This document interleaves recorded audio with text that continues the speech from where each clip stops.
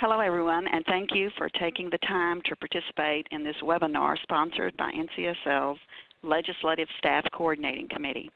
My name is Patsy Spa, and I'm NCSL's Staff Chair and also Secretary of the Texas Senate. I can't tell you how thrilled I am that over 300 legislative staff, legislators, and other interested parties from 45 states and 2 territories have registered for this event, making it one of our largest webinars ever. Today we'll discuss how to communicate both effectively and respectfully through social media and email. You all know that advances in technology offer staff new tools to achieve greater productivity and greater results in communicating with staff colleagues, legislators, and the media. While letters and phone calls were once the norm, times have changed. Today, email often is our primary form of communication, and social media provides an easy, effective, and inexpensive outreach tool. However, and yes, there's always a however, isn't there? The immediate nature of email and social media places a special obligation on legislators and legislative staff as public officials. In this webinar, we hope to enhance your knowledge of how to effectively use these tools, to sharpen your writing skills, and to get your points across, while at the same time understanding the responsibilities and potential consequences that result from the unprofessional or careless use of these tools. Our speaker, Anna Post from the Emily Post Institute, will discuss techniques and best practices to help us become effective communicators in the fast-paced and politically sensitive legislative environments in which we work. Anna Post is the great-great-granddaughter of Emily Post and co-author of the 18th edition of Emily Post's Etiquette. A modern etiquette expert, Anna covers topics ranging from green weddings and business etiquette to pop culture and politics. Her political experience includes 2 years on the staff of a United States Senator in Washington, D.C. Anna is also a regular contributor to Reuters and has previously written for CNN.com and the Huffington Post. Also, Anna knows NCSL well, having participated in the 2010 Legislative Summit in Louisville and most recently at the American Society of Legislative Clerks and Secretaries 2012 Professional Development Seminar in Richmond. And on a personal note, I was privileged to attend both of those meetings, so I know firsthand the benefits you will receive from participating in today's webinar. And with that, I'm happy to turn it over to you, Anna. Thank you so much, Patsy. It's a pleasure to be back with NCSL again. It's been a wonderful relationship over a number of years now, and so welcome to anyone with whom I've spoken before, and welcome to everyone who is new to hearing me speak. I'm so happy that you could all join today. What I'm going to do is begin with a brief introduction, and then we'll talk first about email, and then we'll talk about social networking and what that means for our personal and our professional lives.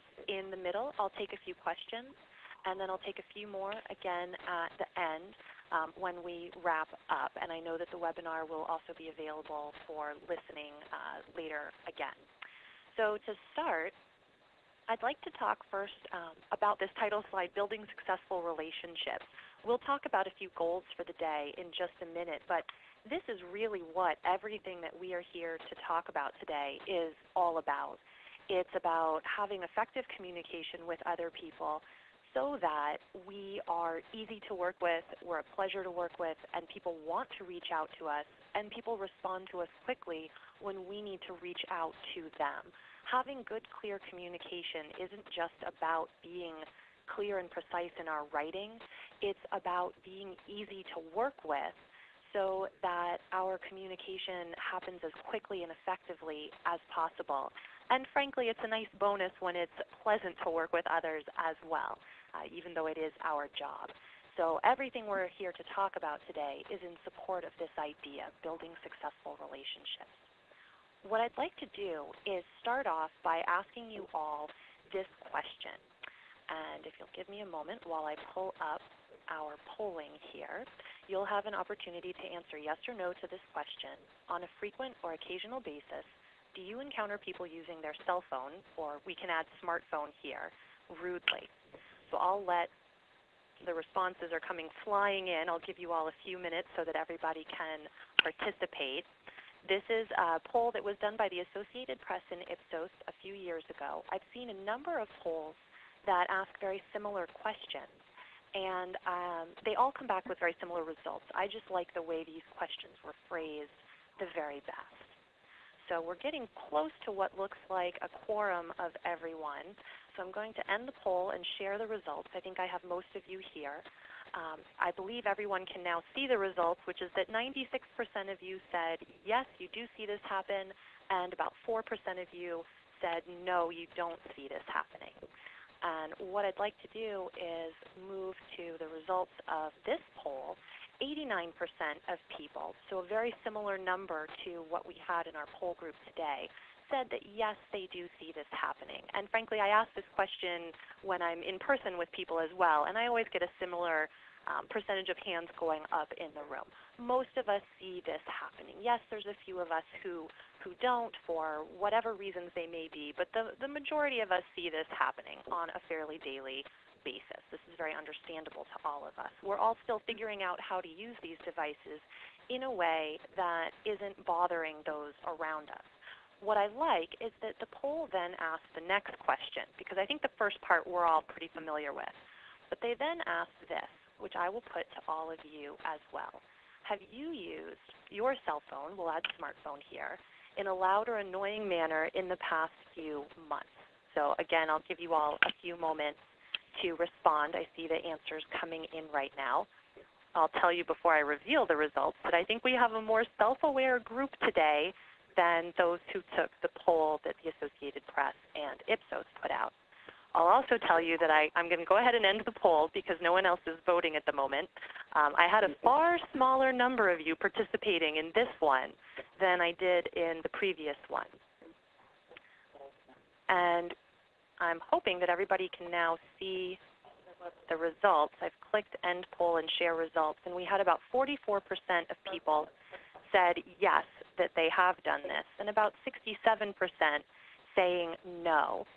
I am getting an error currently on the webinar at the moment, and I have lost my screen. If I could ask my administrator for some help. And it looks like our group is having the same problem in chat. If everyone can still hear me on the line, if you can sit tight for a moment, and we'll get some help on the technical side of the webinar, and then we'll continue on with our poll results in a moment.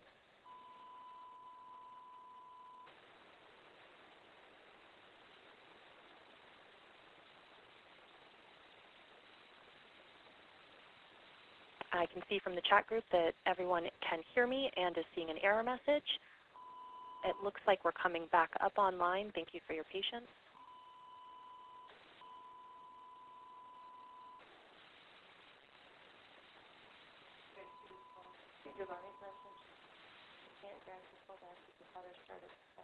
Terrific, and it looks like you can all see the title screen, and we're working on giving me back control in just a moment. I think we're pretty close.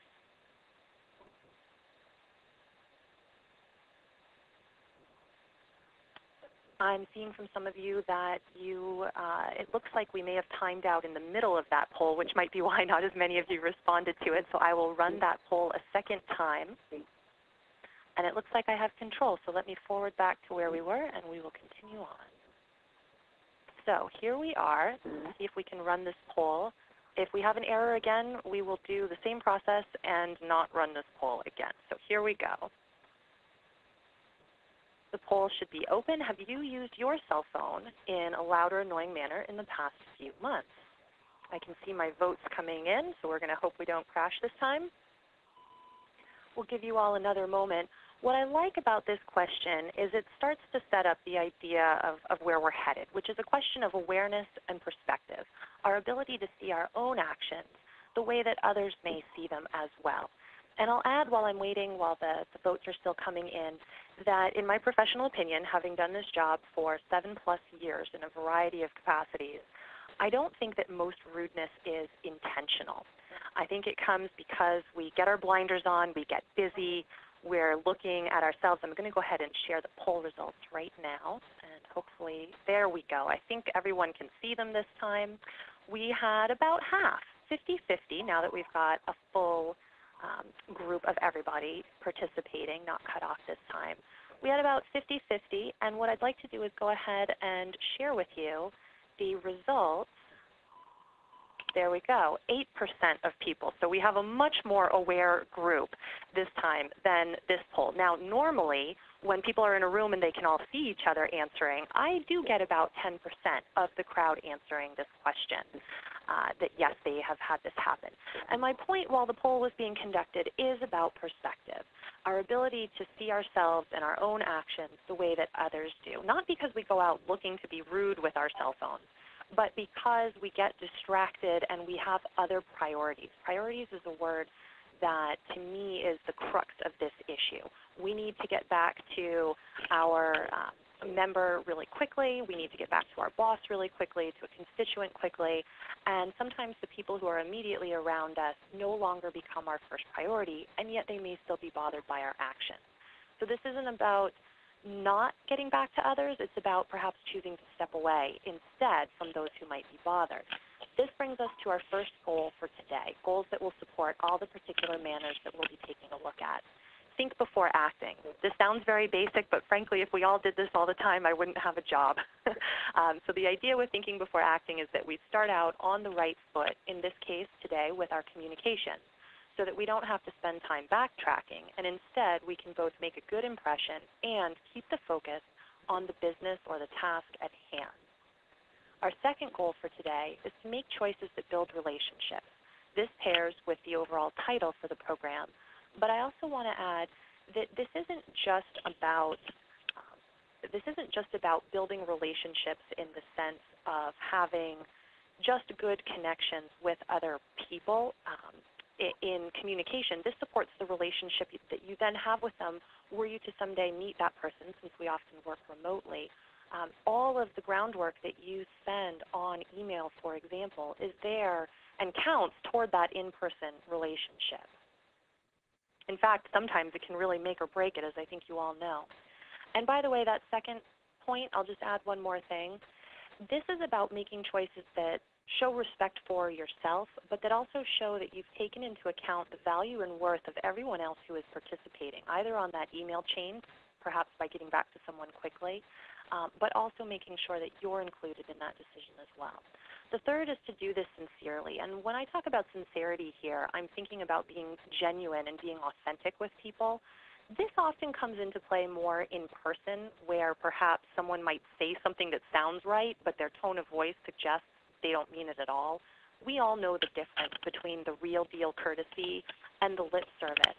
And while that tone of voice is not a factor in email, for example, what is really important with this concept still is how people may hear your tone, because you have less control over that. So if it's a more delicate communication, a first communication, or a negative communication, reread your email out loud and see what tone of voice you start using as you do it, because sometimes we may sound strident when we don't mean to. So tone here and our authenticity can take on a slightly different meaning. Be very careful that what you say is what you really mean to have interpreted by someone else, because that room for interpretation is where the error can come. I want to share with you briefly a quote from Emily Post. This is Emily with two of my uncles. And she said this back in 1922 when she was 50 years old and her first book on etiquette had come out. Whenever two people come together and their behavior affects one another, you have etiquette. I love this concept because it translates beautifully over 90 years later into our digital world. Those two people might not be in the same room together anymore because of a cell phone or because of a computer, but their actions still have consequences at the other end of the line. And I think that is really the crux of what we're talking about today. Let's move specifically into email. And I'm going to start talking about it as communications in general, because there's a few main points that come up. I think we skipped a slide by accident. My mistake. Here we go. Top communication guidelines. Whether it is a phone call taken on a cell phone or it's an email, Number one, is it public or is it private? Is this information that if it were forwarded on in an email, you'd be comfortable with? That speaks to the second point, the idea of the bulletin board rule. And by the way, for the first point, public or private when it's a phone call might mean where are you taking this phone call? Are you discussing private business in a lobby or a grocery store where you might be overheard by someone else? If so, wait until you're in a truly private place to take it. The bulletin board rule applies specifically to email. Would you be all right if your email got printed and put up on a bulletin board? If the answer is no, consider very carefully who and how you're forwarding on that information. A phone call or a meeting might be better, or perhaps a more tailored list of recipients. Proofreading, because I think we all know that I'm not talking to the National Council of State Legislators. I'm talking to the National Conference of State Legislatures. And this is one that I understand the sensitivity of, having worked in government before. When it comes to council versus conference, it may seem like a smaller deal, but it still shows a lack of attention to what is in essence the proper name. And when that's the case, people take that much more personally, whether it is the name of your office, the name of the member for whom you work, or it is your own personal name. People are often far more upset about that than the misspelling of a regular word. That being said, the focus does go to any mistakes, particularly ones of grammar and spelling. So please, please always proofread and double check the names. You can't hide or save the mistakes that go out. Once they are out there, as we've all seen in the press any number of times, they are out there. But that doesn't just go for email. I'll add that a voicemail left when you're perhaps upset about an issue and you calm down, that voicemail is still out there waiting for someone. Let's look specifically at email. And I've lost the program for just a moment. We'll see if it times back in. Please be patient. All right. Here is an example, and you're seeing the highlighted version here. Here's the unhighlighted version. This is an email that was sent from a CPA, an accountant, who was the head of his firm out to his employees. And I'll read this out to you, and I'll be a little cautious in how I read it. I won't put in all the anger I think he inflected into it. This is the last time I'm going to be nice about time slips being entered in on a daily basis. I billed some bills early 2 days ago where all the time should have been entered in, and then I open up the client this morning and see time slips entered by people that are almost 3 weeks old. This is going to stop now, or you can find another place to work. We have told everyone that this is a crucial part of this firm, and I don't want to wait for you to put time in. I bill when I want, and you should be right up to date for everything. Also, we all had English in high school and college, so why can't you use it when typing in your time slips? I don't have time to keep correcting your spelling and language. Some clients' bills see the slips you type in. The end.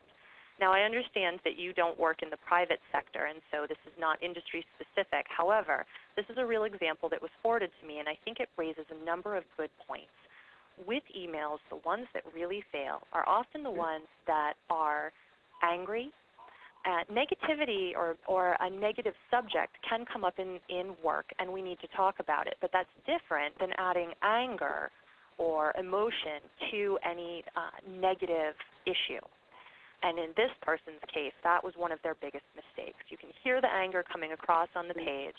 They also degenerated into something that is really quite concerning, which is the fact that they threaten people's jobs. They threaten multiple people's jobs in an email rather than face-to-face without asking for any type of context. There's clearly a number of things wrong with that. And the last, which is sort of the fun one, is the fact that they had all of these ridiculous typos throughout it. My personal favorite as a writer is the misplaced modifier of people who are almost 3 weeks old entering in time slips. If you're going to correct someone else's behavior, you better be darn sure that you have your own in order first. The biggest concern with this, even though his point is coming across, is that when you have mistakes in an email like his, people are going to focus on those rather than any good point that you might have. The same goes for any anger that seeps into an email. And unfortunately, in his case, he added insult to injury by doing both. This leads us to our first tip in my top tips for email communications, which is to let it simmer. Whether you wait 5 minutes, 10, an hour, or overnight, if it is an email that is contentious in nature, come back and read it a few minutes later, even if that's all that you have is a few minutes. If you don't even have a few minutes, read it out loud, as I suggested before, or get a colleague that you trust to come and read it for tone as well. What you don't want is for someone to focus on your anger rather than on the content. I'd also add, and we'll talk more about this in a minute, that if it is a very negative email, consider whether email is even the appropriate medium for it in the first place, and whether or not this should be an in-person meeting or at least a phone call if in-person isn't possible. Generally, the answer to that is yes, that would be the better option. Number 2, your subject line. There's really only 3 things to say here. The first is to have a subject line, not a blank one, to spell it correctly and have it be apropos to the conversation so that others can find it in their inbox easily. And the third is that hi is the least useful subject line in the work world that's out there. For your friends, sure, but you need this to be a topic that other people will be able to understand, because in a world where our inboxes get so full, your subject line is an advertisement for your email. It's an advertisement for people to take the time to open it. And while we should open all of our emails, many of us often have to make decisions about how we prioritize. So be smart in your subject line. Use CC and reply all sparingly. This can come from a number of things, from just laziness and habit to insecurity that you might get in trouble if certain people didn't see that you replied to something. If you find yourself leaning toward that second tendency, ask yourself where is that insecurity coming from, and how can I get better direction on who needs to hear my communication. The times when I would avoid using reply all are when you're writing back to the entire group just to say thanks, got it, or to RSVP to a meeting, for example, or if you want to take a conversation, have a direct conversation only with the sender. In other words, if you're going to take this into a separate thread that only the sender needs to have, make that a separate email instead. Avoid using all caps. There was some news about this today. I believe it was in the Navy or the Air Force about eliminating all caps in communications. But regardless, it does sound like shouting. There's an old place that this comes from, but we don't need it anymore. So no all caps. Emoticons. While I'll send an emoticon saying Happy Friday smiley face to a very close colleague of mine who's part of my peer group, I know that she'll understand that correctly. What I'm not going to do is send that to anyone with whom I'm less than 100% sure that they will see that just as friendly rather than as juvenile.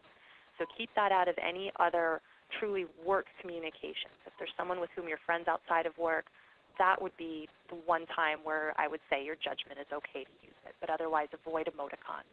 Text message speak using the abbreviations. I think that it's worth it in the work world for all of your contacts or your constituents to be spelling out in full, even if you're sending from a mobile device. It takes an extra minute, but it looks much more professional, especially if your message comes through not on someone else's mobile device, but on their big computer screen. Last, I want to talk briefly about salutations, closings, and signature blocks. Yes, use a salutation, hi, hello, dear, on your first opening email. Many people continue these further through the chain. I think it's nice for a couple back and forths, and then at that point I do think it's okay if it's a casual email to be dropping it off. If the person with whom you're communicating is being very formal with you, you might continue and mirror that formality and continue using the salutations and closings. Dear and hello are both perfectly professional. Hi is a little more casual, but also perfectly acceptable. Just make sure it's a casual situation. Hey is one that I would avoid. It does the exact same thing as hi, but some people I've been told hear hey as more of a verbal jab. Hey, Anna, as opposed to, hey, Anna. Personally, I don't have a problem with it, but since I've heard it enough times that others do, I'd rather just use hi and not worry about it. When speaking to a group, you can list a few names, but more than 2 or 3, and you'll want to go with dear all, good afternoon everyone, hello group, something like that instead. For closings, there are many more that are acceptable. Thanks, thank you, sincerely, thanks again, best, best wishes, regards, kind regards, best regards. Those are all fine. Stay away from warm, warmly, warmest. Stay away from, be careful with cheers. It can be too personal. And my one thought, I have very few pet peeves in the etiquette world, but DR stands for best regards. And I've always just sort of thought, how could they possibly be your best regards if you didn't spell them out? But that's more of a personal pet peeve. I share it with you as food for thought. Signature blocks are most likely going to be dictated to you by your offices. So you'll need your name, your position, the office for whom you work, etc. And the one thing I would make sure of, if this is not part of policy, is that you include a phone number. It's the number one thing people tell me they're frustrated when they don't see in a signature block. You might, if your computer program allows it, consider having a shorter signature block for your reply messages so that they don't get weighted down by the repeated signature blocks coming through. Lastly, keep any personal affirmations, personal quotes from someone like, say, Gandhi, to your personal emails. Unless it is an official motto, it should not be part of your work email. I want to share this one very quickly since we lost just a little bit of time earlier. This was part of an email chain from a young woman who worked in, I believe, the United States, why am I blanking on the name, House of Representatives. And she, the woman Elizabeth, is a scheduler for a congressman there. And somebody else was reaching out to her to schedule a meeting. And this was the chain. This chain goes on for 18 or 20 back and forths that all run in this general tone. Hi, just looking for a meeting, Liz. Thank you. Who is Liz? Hi, Elizabeth. I thought you went by Liz. Apologies if this isn't right. I do not go by Liz. Where did you get your information? Liz, I think, clearly has a few issues beyond just nicknames that's going on here. She was very rude in how she dealt with it. The person sending it should not have used her nickname if she wasn't 100% sure. She'd even thought she had a good idea, but she didn't. There's two things here. One is a question of formality. Always defer to the formal Mr. or Ms., or use a full name rather than a nickname until you've been invited to do otherwise. The second here, though, is about email communication.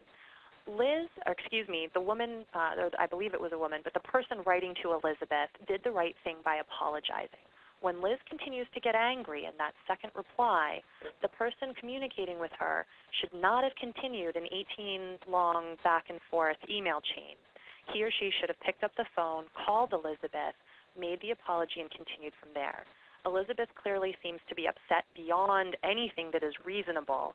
And if that were really to continue, the person contacting her, frankly, should have pulled a little rank and had his or her boss reach out instead. Elizabeth took this far too far, but when communications go south, pick up the phone instead.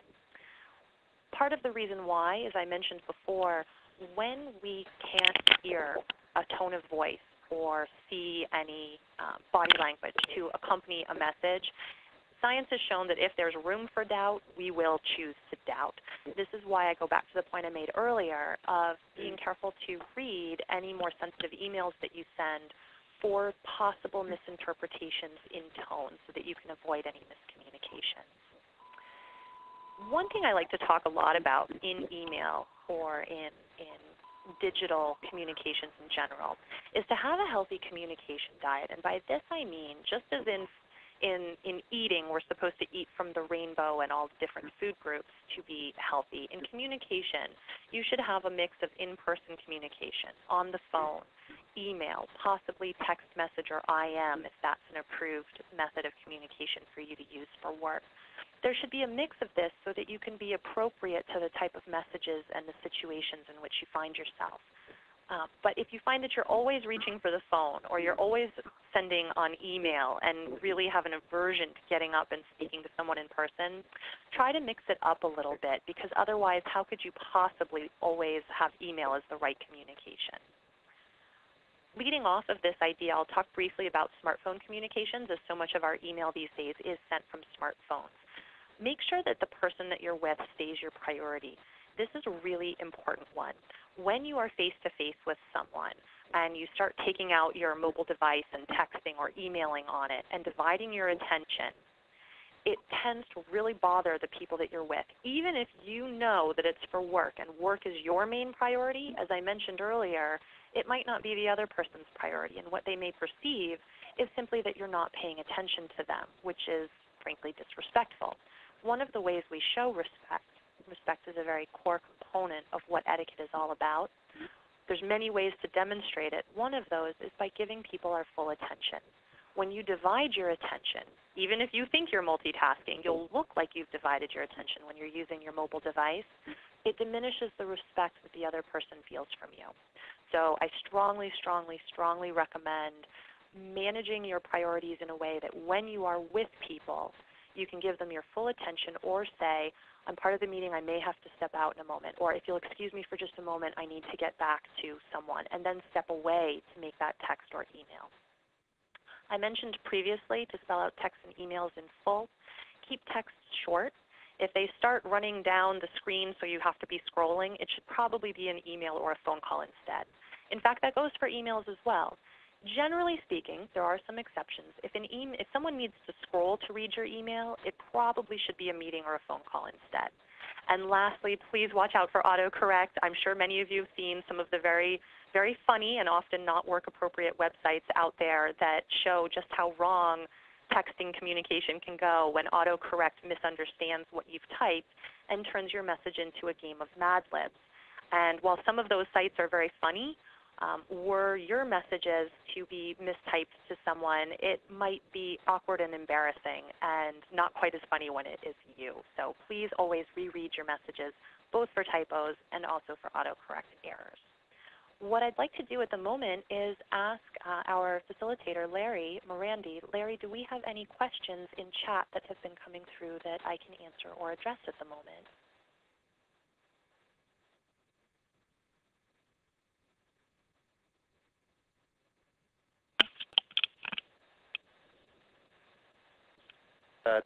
When that explanation mark can look angry as opposed to, wanting to convey a different message to get the person to look at it.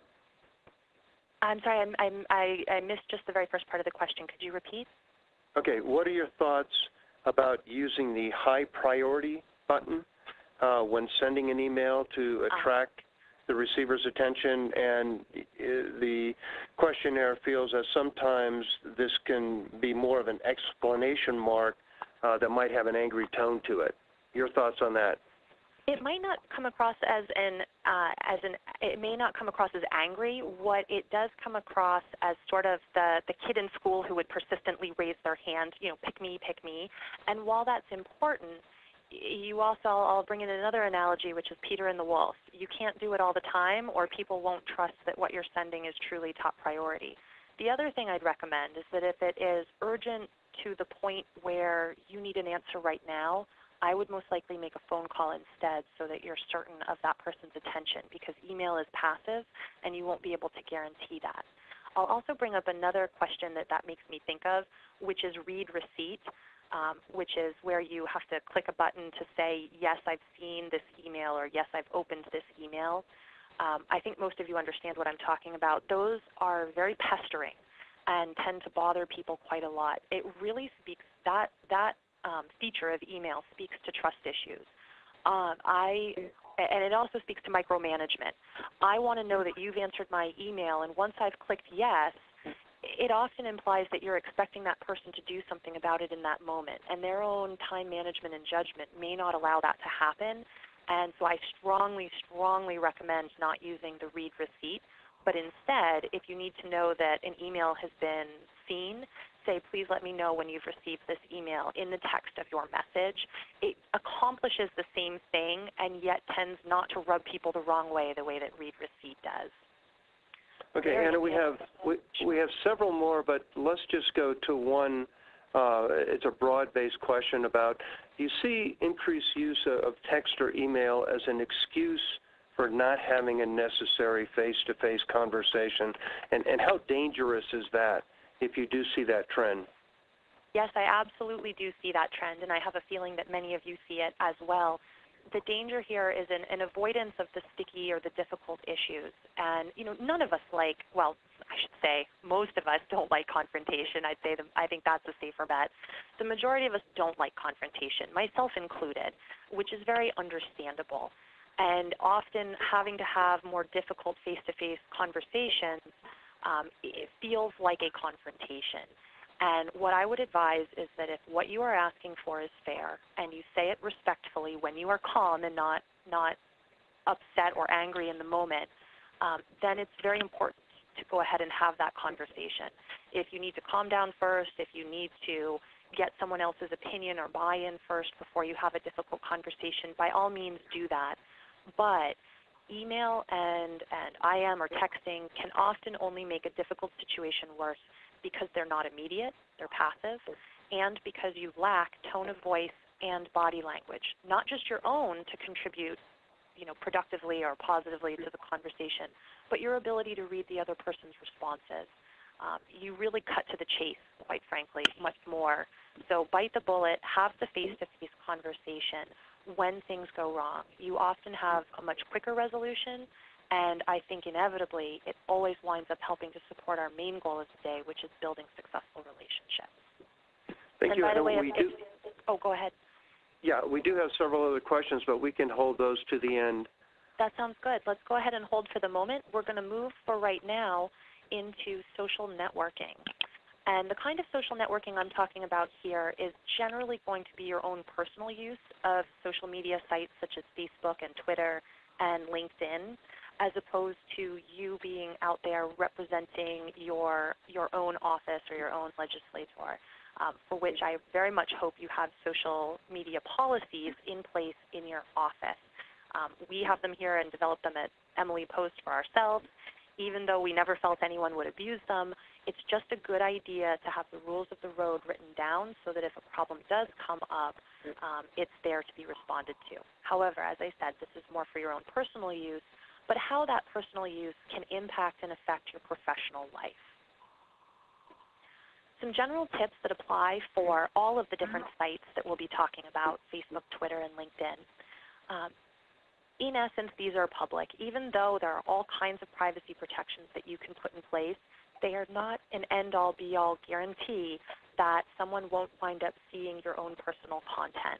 Therefore, you should be prepared that if someone did, they will draw their own conclusions irrespective of any type of context that you might have or the fact that to you it feels personal. And lastly, you are responsible for your page. That includes what other people write on your page. Very rare, but I have gone on and deleted comments that friends with good intentions left on my page, but yet weren't things that I was comfortable having potentially my professional life see. I wasn't dancing on any tables, but they were just using language I didn't like.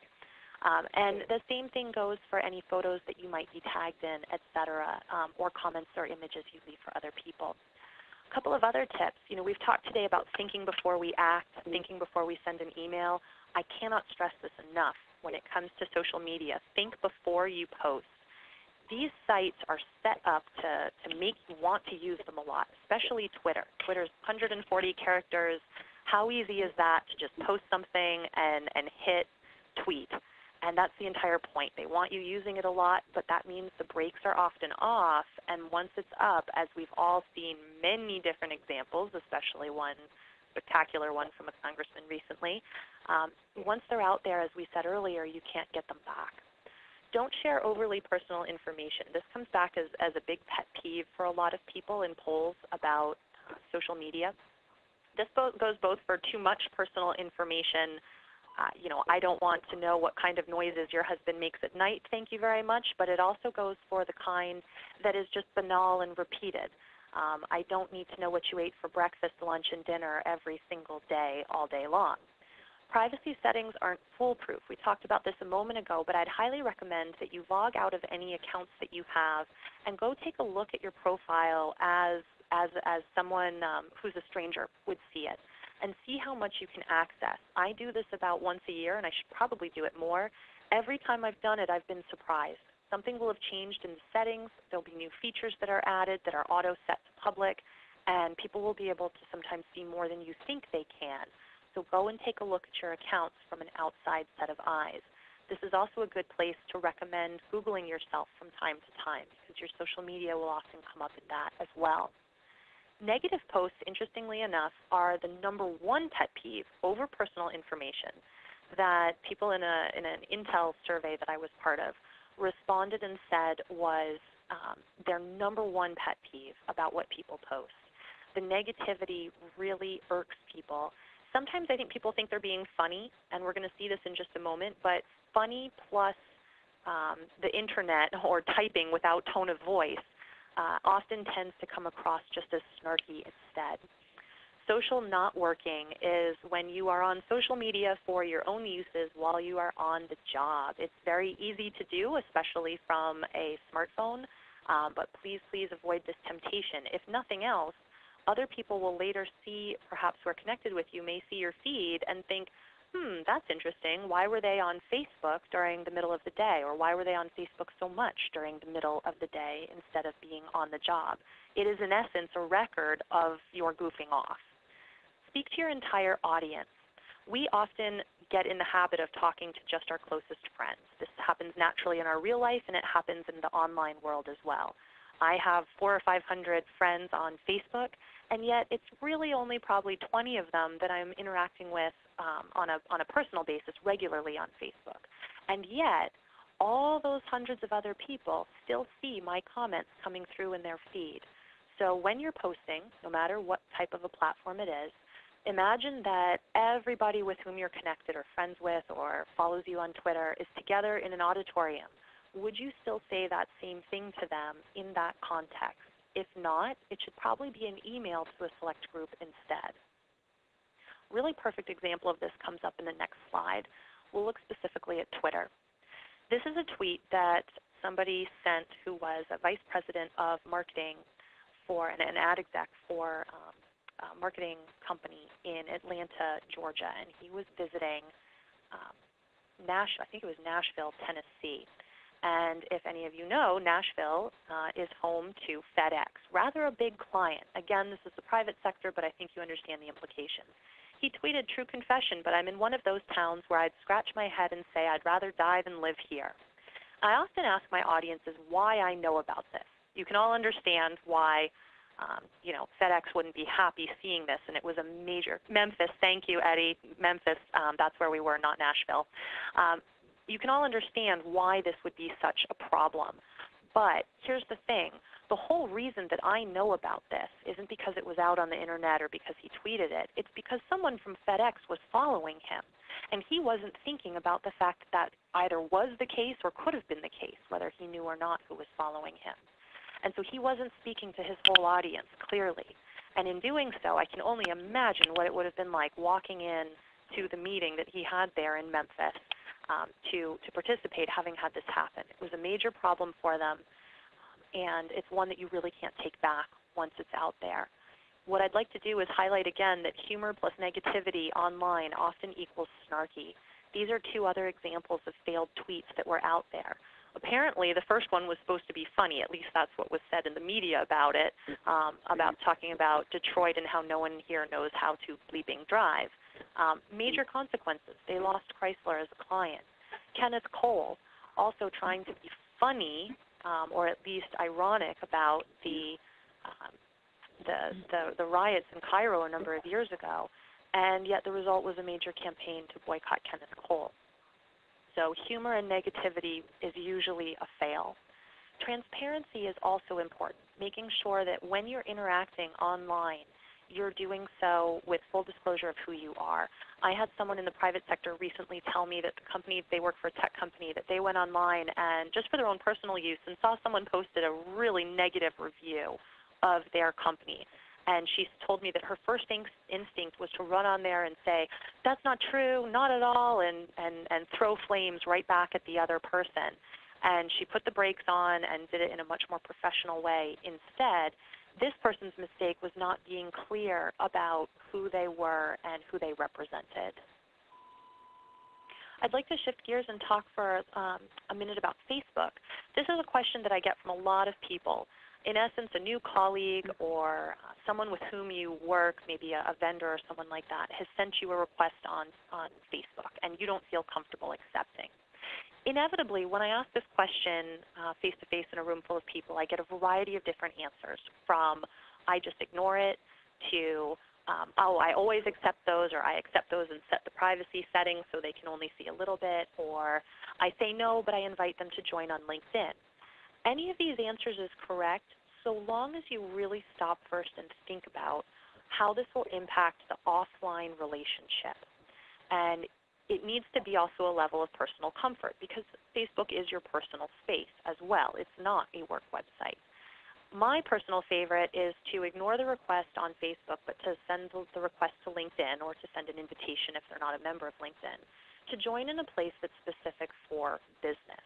Whatever you do, just think your answer through before you knee-jerk and send a response, or don't send a response.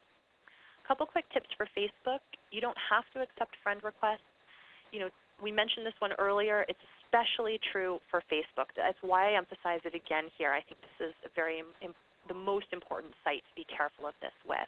And lastly, it is okay to untag photos of yourself for any reason that you don't like, but bear in mind that untagging just removes the link from your profile to that photo. It does not take down that photo from the internet. It's still out there. If you want the photo to come down, you need to have a conversation with the person who posted it and ask them to remove it. There really is no other way to do it than that. LinkedIn, which is a professional site, as you all know, a couple of top tips. Link with people that you can vouch for. Typically, most people say, I need to have met you. Maybe it was in grad school, maybe it was once at a conference, maybe it was a contact you only had once, but it needs to be someone with whom you have some type of rapport, however small. Connecting with strangers really doesn't do justice to the site, which is there to help you network and to help others you know network. And when you can't, for the life of you know anything about who this person is, it doesn't really support that idea. The idea of when to reach out to someone and who to reach out to is also key. I will regularly, here at my job, we'll occasionally have interns come through who on their very first day will send me a request on LinkedIn. And I'm thinking, I'm happy to link with you, but the first day is probably a little too soon. I usually like to wait at least a week or two, depending on sort of the length of the arc I think that relationship will have. If it's going to be a short period of time working together with someone, I'll probably link more quickly with them, or I'll wait until whatever work I'm doing with them is complete, and I'll link at that point. I'll also only link with the people I work most directly with. If I've never met perhaps another legislator, I'll put this into your world, and yet I've worked with their staff, I'm certainly not going to be reaching out to link with them.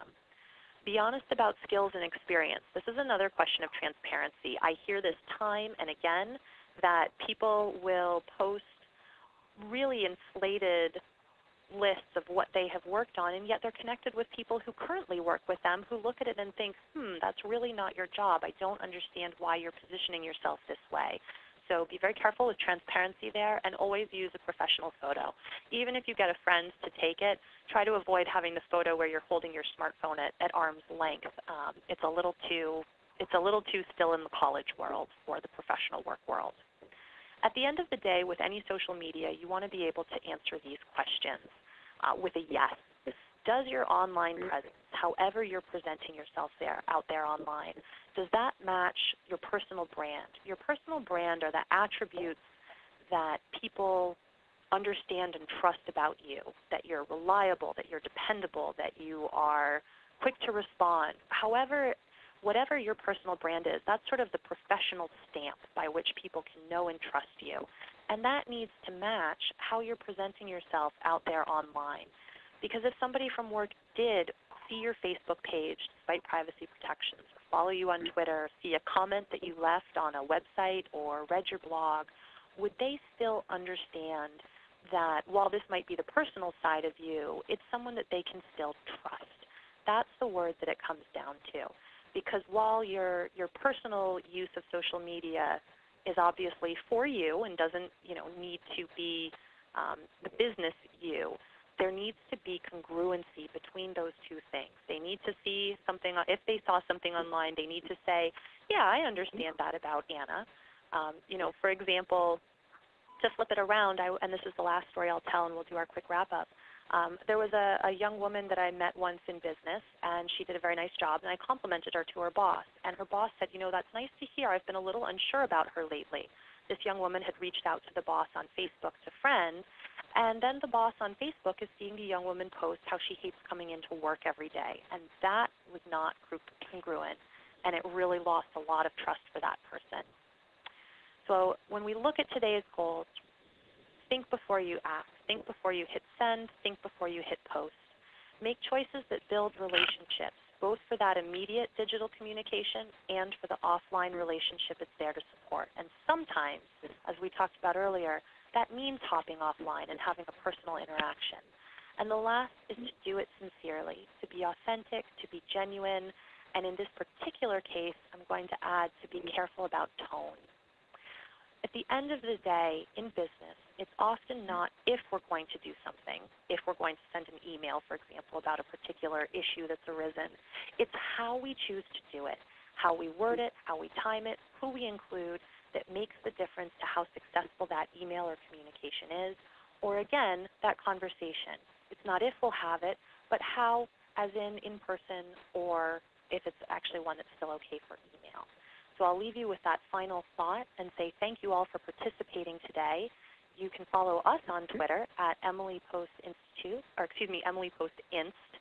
and you can also join and follow our newsletter for more information about etiquette, and you can find that at emilypost.com to sign up. So thank you, and I'd like to hand back over to Larry and Patsy for any final questions and for any final wrap-up. Thank you very much. Thank you, Anna. This is Larry. A couple other questions. This one is sort of a balance question, and it has to do with younger staff. And maybe, you know, a veteran manager is thinking about this. Younger staff seem to feel that they might need some distance, and so they're used to having text or emails as an initial means of conversation rather than just walking into their office. How do you balance that? I think part of this balance is thinking, especially if you are the more junior person, thinking not just about what's most comfortable for you in terms of communication, but what the more senior person you're communicating with will expect from you. And sometimes that can be as simple as just saying, would you prefer I send things like this in email, or would you rather I come in and chat? And then you'll know, rather than having to try to be a mind reader all the time. We're not all at liberty to have that conversation with someone. So, you know, you can always ask another colleague if there's a preferred method of communication with that person, but I wouldn't just assume that because it is easier for you to work by text while you're still unsure and getting to know that person, that a knock on the door would not be okay. Or let me flip it around and say a knock on the door is probably okay so long as it's not all the time. And this one is a technical question. If you have a unisex name, maybe something like Morgan, and you're sending an email to someone, is there a way to make it clear to the recipient that you're either a Ms. or a Mr. in terms of helping them with their response? That is an excellent question, and in fact, I usually get it the other way around. You know, I don't like that people get my name wrong, but this is the trickiest part of email in the work world if you do have a unisex name, and I am racking my brains right now to come up with a really great answer for you. And short of putting in your signature block Ms. Morgan Smith or Mr. Morgan Smith, I don't have a great answer to that one. If I come up with one in the next few minutes, I will let you know, but I will say that if somebody does make a mistake, it is okay to correct them and say, by the way, or I am a woman, or put that in parentheses at the end of an email so that they can get it right the next time if they did make a mistake. Most likely they'll write back to you, Dear Morgan, rather than Dear Mr. or Ms. Smith, to avoid the issue at hand until they meet you in person. If it's someone you'll be working a lot with, you might also make a phone call to introduce yourself, and then they'll definitely know. Okay. Just one more, since we're running short on time here, but we will make an effort to respond to each of these afterwards. What is the best way to handle constituents who are yelling or threatening something? These are the sorts of people who never seem to be satisfied and might continually do it. How do you deal with that issue?